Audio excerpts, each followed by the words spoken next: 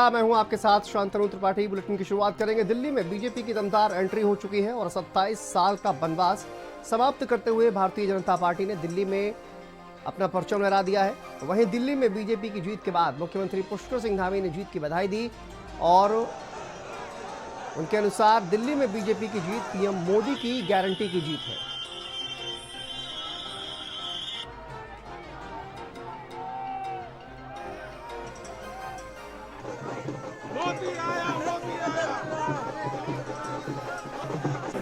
देखिए, दिल्ली की जीत आदरणीय प्रधानमंत्री श्री नरेंद्र मोदी जी की जो गारंटी है उस गारंटी की जीत है, क्योंकि मोदी जी जो बोलते हैं, जो गारंटी देते हैं, वो गारंटी पूरी होती है। यानी कि जो भी कहते हैं, संकल्प जो भी पार्टी लेती है उनके नेतृत्व में वो पूरा करती है।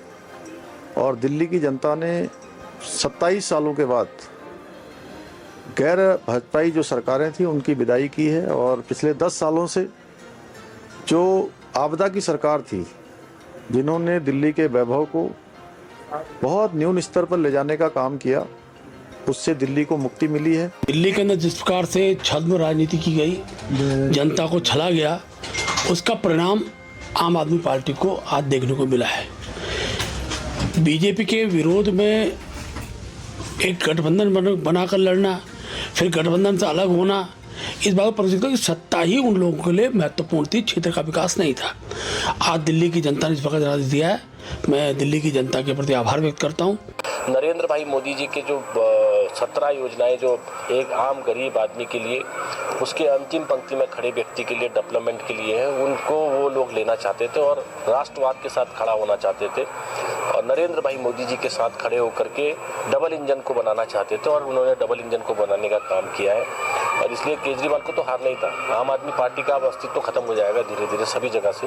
मैं अपने उत्तराखंड की पावन भूमि से दिल्ली की सामान्य जनता का बहुत अभिनंदन कर रहा हूँ और अपने देश के यशस्वी प्रधानमंत्री और विश्व के सर्वाधिक लोकप्रिय नेता नरेंद्र मोदी जी के विकास पे और उनके विश्वास पे जिस प्रकार से जनता ने एक प्रचंड बहुमत भारतीय जनता पार्टी को दिया, मैं माननीय मोदी जी को बधाई दे रहा हूँ, वहाँ की टीम को बधाई दे रहा हूँ। और जिस प्रकार से झूठ का अंत हुआ, जिस प्रकार से फरेब और भ्रष्टाचार का अंत हुआ, हमें एक ही बात कह सकता हूँ कि अब डबल इंजन की सरकार बनने से वहाँ की जो समस्याएं हैं उनका निदान होगा। प्रथम तो मैं दिल्ली की महान जनता को बहुत प्रणाम करता हूँ कि उन्हें समझ में आ गया कि कौन देश का विकास कर सकता है, कौन झूठ की नदी बहा सकता है। झूठे केजरीवाल को और उसके सहयोगियों को जनता ने ऐसा तमाचा मारा है कि वो याद करेंगे कि झूठ कितने दिन चल सकता है, ये पता लग जाएगा। चलिए आगे बढ़ते हैं। अगली खबर उत्तर प्रदेश के मुख्यमंत्री योगी आदित्यनाथ और सीएम पुष्कर सिंह धामी ने यमकेश्वर विकास खंड के अंतर्गत राजकीय प्राथमिक विद्यालय ठांगर का उद्घाटन किया और इस अवसर पर कैबिनेट मंत्री डॉक्टर धन सिंह रावत, सतपाल महाराज और हरिद्वार सांसद त्रिवेंद्र सिंह रावत भी मौजूद रहे। वहीं कार्यक्रम के दौरान सीएम योगी आदित्यनाथ ने स्कूली बच्चों को सम्मानित किया। अगली है Anamika, most graceful dancer award. चलिए आगे बढ़ते हैं। उत्तराखंड के पूर्व सीएम डॉक्टर रमेश पोखरियाल निशंक की बेटी आरुषि निशंक से 4 करोड़ रुपए की ठगी का मामला सामने आया है। ठगी के आरोप में मुंबई के 2 फिल्म प्रोड्यूसर मानसी वरुण बांग्ला और वरुण प्रमोद कुमार बांग्ला के खिलाफ देहरादून के कोतवाली शहर में मुकदमा दर्ज किया गया है और आरोपियों ने आरुषि को फिल्म में मुख्य भूमिका देने और बड़े मुनाफे का लालच देकर करोड़ों रुपए हड़प लिए।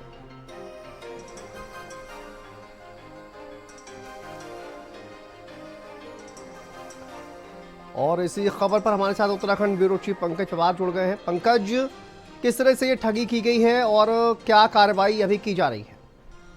देखिए, कुछ समय पहले मुख्यमंत्री पुष्कर सिंह धामी ने एक फिल्म की शुरुआत की थी और उसमें ये जो दोनों प्रोड्यूसर थे वो भी मौजूद थे और विक्रांत मैसी भी मौजूद थे और आरुषि निशंक भी मौजूद थी। तो ये वहां से शुरू हुआ।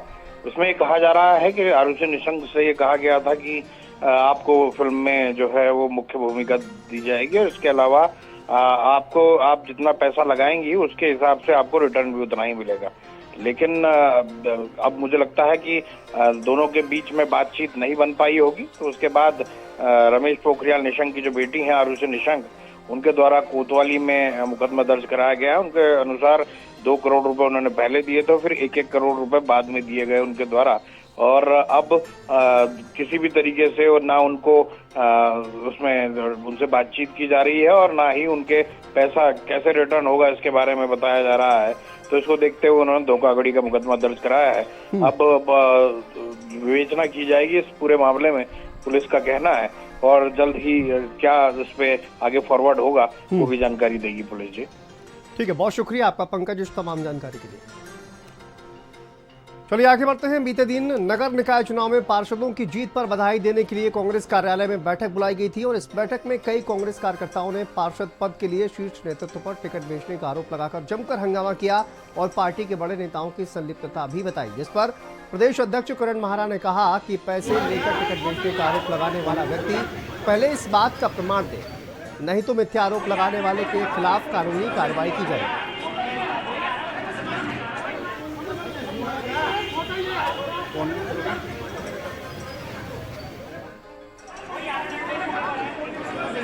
जमकर हंगामा किया गया है और कांग्रेस प्रदेश अध्यक्ष के बयान पर पूर्व कैबिनेट मंत्री हीरा सिंह बिष्ट ने इसे अभिव्यक्ति की आजादी का हनन करार देते हुए कहा कि अध्यक्ष का ये बयान अमर्यादित है और अपरिपक्वता दर्शाता है।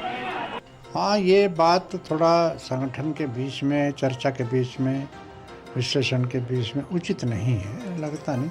वहाँ कानून कार्रवाई करने की कहाँ बात आ रही। समीक्षा का मतलब कमियां हैं, अच्छा बुरा सब चर्चा होती है, तब उसका एक निचोड़ निकलता। समीक्षा होती इसलिए कहाँ कमियां रही, किसने गलती करी, क्या करा, तो सुन के हमें भी बड़ा अजीब सा लगा। पता नहीं ये कैसा गैर जिम्मेदार नहीं कहूँगा मैं, इस तरह की बातें करना कोई शोभा गंभीर आदमी को, जिम्मेदार आदमी को ये बात शोभा नहीं देती। मैंने कानूनी कार्रवाई उसके लिए नहीं कहा, मैंने कहा कानूनी कार्रवाई उस पर करेंगे जो मिथ्या आरोप लगा रहे हैं टिकट के उस पर। मैंने कहा अगर किसी का प्रूफ है कि किसी ने पैसे लेके टिकट दिए हैं तो प्रूफ प्रस्तुत करें, अन्यथा झूठे आरोप किसी भी पदाधिकारी के ऊपर लगाना ठीक नहीं है। क्योंकि जितने लोग आए थे वो सब लोग चुनाव लड़े हैं, उनमें से कोई ये नहीं करा कि मैंने पैसे देके टिकट लिया। उसके बाद भी कोई लोग अगर आरोप लगा रहे हैं तो मैंने कहा जो लोग झूठे आरोप लगा के माहौल ख़राब कर रहे हैं उनके खिलाफ निश्चित ही हम कानूनी कार्रवाई करेंगे। चलिए आगे बढ़ते हैं। देहरादून में उत्तराखंड कांग्रेस कमेटी के महामंत्री और मेयर प्रत्याशी वीरेंद्र पोखरियाल की अध्यक्षता में कांग्रेस मुख्यालय में अमेरिका से भारत लाए गए 104 भारतीय नागरिकों के मामले पर गोष्ठी का आयोजन किया गया। कांग्रेस ने भारतीय नागरिकों ने हथकड़ी पहनाकर भारत भेजे जाने का विरोध किया, साथ ही सरकार की आलोचना की। इस मामले पर वीरेंद्र पोखरियाल ने कहा कि कांग्रेस अमेरिका सरकार और भारतीय नागरिकों को हथकड़ी पहनाकर अपने विमान से भारत भेजे जाने का कड़ा विरोध करती है। जिस तरह हमारे भारतीय प्रवासियों को एक कैदी के रूप में हाथों में हथकड़ियाँ, पैरों में बेड़ियाँ जकड़कर हिंदुस्तान लाया गया है, बड़े शर्म की बात है।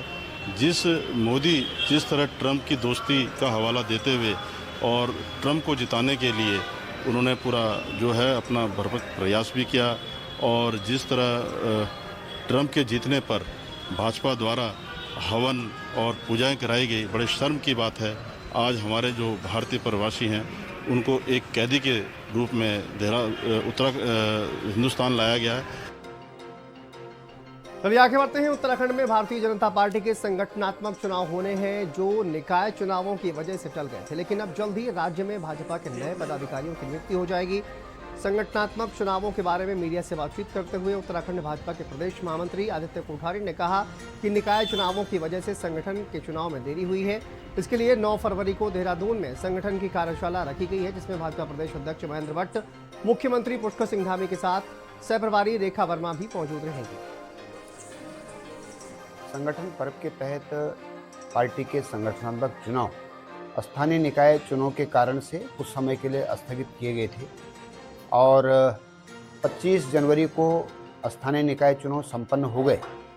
तो अब केंद्रीय नेतृत्व के निर्देश पर उत्तराखंड में पार्टी के संगठनात्मक चुनाव प्रारंभ हो गए हैं।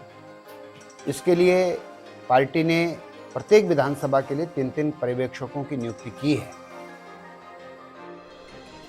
उत्तराखंड के पर्वतीय क्षेत्रों में A&M सेंटर खोले जाएंगे। 3000 की आबादी पर एएनएम सेंटर खोले जाएंगे। जानकारी सामने आ रही है, प्रदेश सरकार इससे जुड़े मानकों में बदलाव करने जा रही है। एएनएम सेंटर से जुड़े मानकों में बदलाव सरकार करेगी। इस मुद्दे पर कांग्रेस प्रवक्ता गरिमा दसोनी ने कहा कि भाजपा सिर्फ वायदों की पार्टी है। इससे पहले भी 2014 में भाजपा ने लोगों से अनेकों वादे किए थे। अगर ऐसा होता है कि हर 3000 की आबादी पर एक एएनएम सेंटर खुलता है तो मुझे लगता है कि पलायन को रोकथाम करने में ये एक मील का पत्थर साबित होगा, क्योंकि पलायन मुख्यतः हमारे वहाँ 4 वजह से हो रहा है। रोजगार का अभाव, खेती को हो रहे जंगली जानवरों से नुकसान और उनका आतंक, और स्वास्थ्य और शिक्षा सेवाओं का अभाव। तो यदि एएनएम सेंटर्स खुलते हैं तो हमारी प्रसूताओं को इलाज मिलेगा और हमारे जो एकदम जिनको फर्स्ट एड चाहिए होता है उन लोगों को इलाज मिलेगा। तो ये एक मील का पत्थर साबित हो सकता है। लेकिन सवाल बड़ा ये उठता है कि 2014 के बाद से इस देश के और प्रदेश के लोगों को बहुत सारे ऐसे सपने दिखाए गए जो धरातल पर नहीं उतरे। यदि ये उतरता है तो अच्छी बात है। चलिए आगे बढ़ते हैं। कैबिनेट मंत्री गणेश जोशी ने आज मसूरी टाउन हॉल में नगर पालिका परिषद के नवनिर्वाचित अध्यक्ष मीरा सकलानी और सभासद गणों का शपथ ग्रहण समारोह में प्रतिभाग किया। इस अवसर पर कैबिनेट मंत्री गणेश जोशी ने नगर पालिका परिषद के नवनिर्वाचित अध्यक्ष और सभी सभासद गणों को बधाई देते हुए उज्जवल कार्यकाल की शुभकामनाएं दी।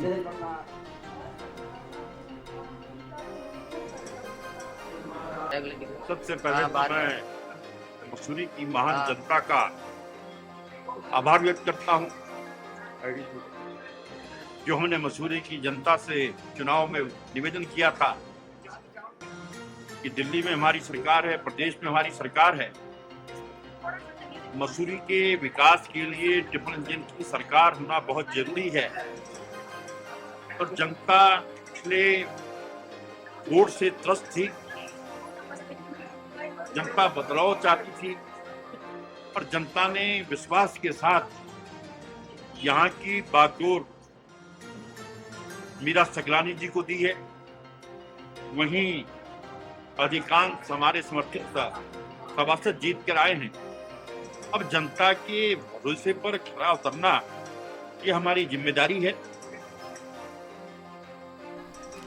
चलिए आगे बढ़ते हैं। बागेश्वर जिला स्तर पर नैनीताल हाईकोर्ट द्वारा खनन संबंधित सभी कार्यों पर पूर्ण रोक लगाई गई है। खनन पर रोक लगने से दुगनापुरी तहसील क्षेत्र के प्रभावित ग्रामीणों का हौसला बढ़ गया है।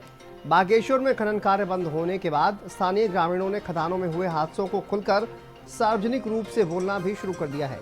ग्रामीणों के मुताबिक हादसों का शिकार हुए मजदूरों को दाल चावल में ही निपटा दिया जाता है। हाईकोर्ट के फैसले से बहुत ज्यादा खुश हूँ। हमारी जो बर्बादी है, हमारा घर ग्रस्त, हमारा जंगल जो खराब किए हैं, हम इसके विपरीत हैं। हम आवाज़ उठाते हैं, हमारी आवाज़ सुनने वाला कोई नहीं है।